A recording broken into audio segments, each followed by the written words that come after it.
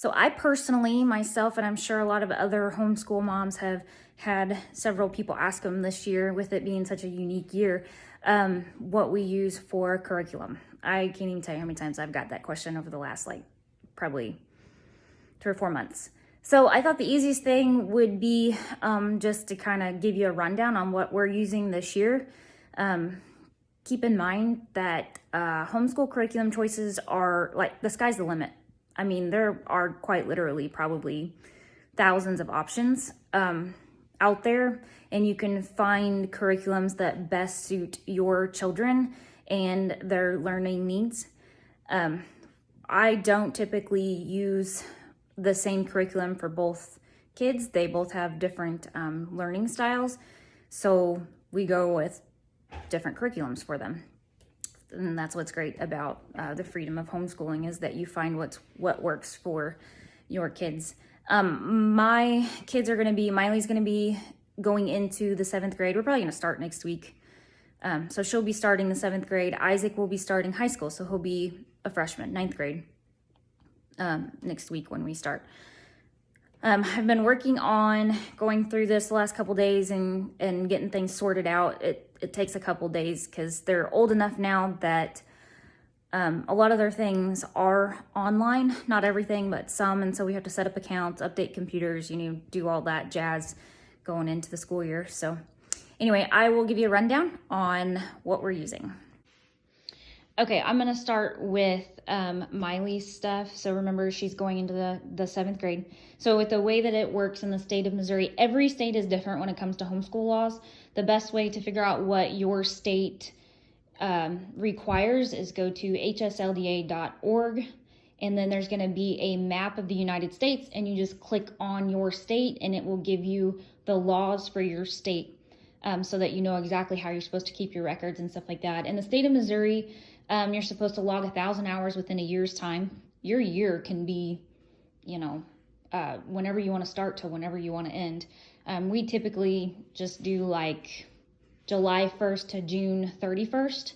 And I think that's most typical homeschoolers probably do use that time frame. It's just easier because a lot of your school stuff that you would buy anywhere, that's kind of when they're going to run their calendar. So it just makes it easier when you're doing that kind of thing. So one of the ways that we track what we're doing is each kid has one of these planners, and every day that they work on schoolwork, they'll go into their planner, and for each subject they will record what they did that day, what lesson, what chapter or whatever would work to write in their book. And so they log every day what they're doing, keeping track of it that way. And then, did I say Missouri is 1,000 hours? 600 of those hours have to be in the core subjects.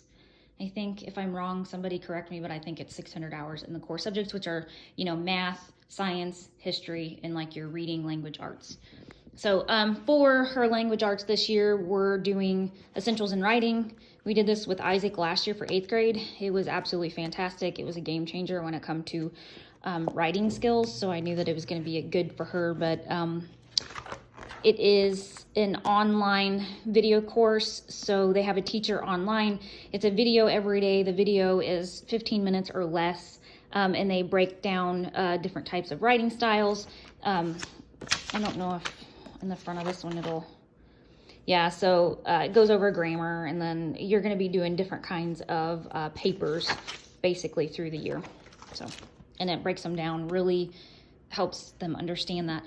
For history, and also this counts as a language arts credit, we're doing Not Grass again. Miley did Not Grass last year. She did world history last year, so she's going to do American history this year.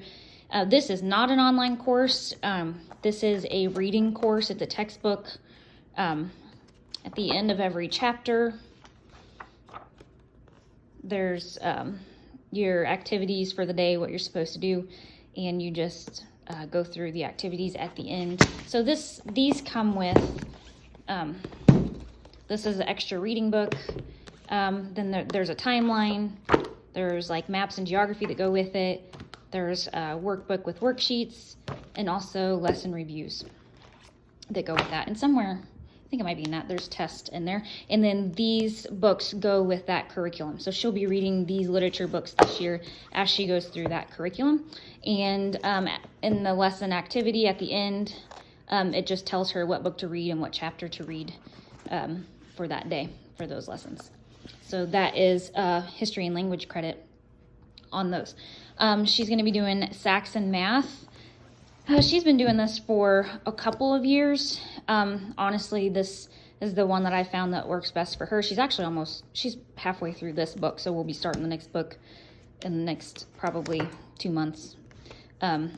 So this is actually, there is a online supplement that goes with this that a gal named Nicole created, and it's a video for each lesson every day. She does online, and then it's like anywhere from 3 minutes to 10 minutes long. And then this year she has updated her website where they will actually put their answers online into the online thing, and it'll track and keep their grades for them, which is fantastic because that's one less thing that I will have to do. And then also she has science from Science Shepherd that is being mailed right now. It hasn't come in yet. It's a brand new curriculum from Science Shepherd that is also a video course that she'll be taking, and those start on April 15th, I think. So August 15th, not April. Okay, so this is Isaac's. Isaac, like I said, will be going into the 9th grade. So he'll be doing Algebra 1. This is through Saxon. It'll be the same as the other that Miley's doing, same website. We are using this year BJU, which is Bob Jones University, for his history, geography, and science. So these are online courses. This is a more intense curriculum, but he seems to get along with it and really like it. So he'll actually have a lab set that's coming in the mail right now that goes with this. So he'll have labs that he'll be doing with this every day. So he's looking forward to that.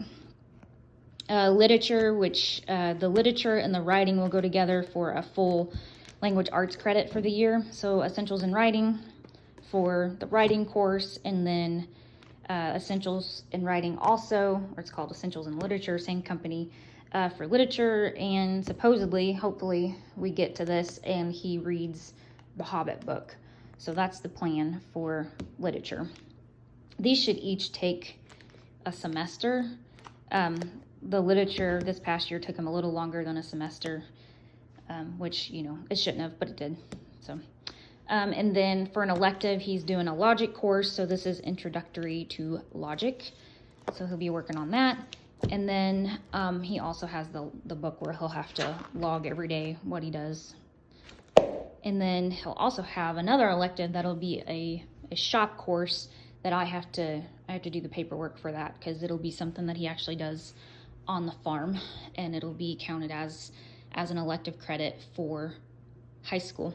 So high school, really, you do your records a little different, but that is solely because you're getting ready for college. So you want to keep records in such a way that a college will accept those records. So we'll be building transcripts and things like that. It's not required by law. It's just if you want your kids to go to college at any point, they're going to need that. And so you just as well do it the right way.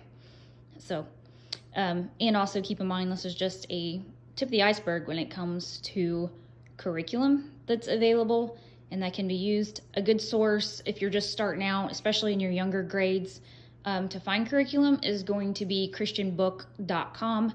They have a whole tab of homeschool curriculum. It'll give you an idea of what things look like and the different companies, all the different companies. We used Abeka all the way basically until 3rd grade. So from kindergarten to 3rd grade, we got along great with it. After 3rd grade is when I got confident enough with homeschooling that we did kind of pick and choose what works best. It's been going good. And always, like, if you come across a curriculum that just flat doesn't work for you, you just get something different. Because if it doesn't work for you, it doesn't work for you. Kids do have different learning styles, and just because it's a curriculum doesn't mean that they jive well with it. You definitely want them to be engaged and willing to learn, and so it works best if you just get one that they're happy with.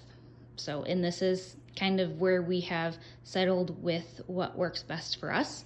So last year we got along fantastically. We did mostly this same type of stuff. So anyway, if anybody has any questions, I'll try my best to answer them. I can't promise that I'll have answers, but I will try. So thanks for listening.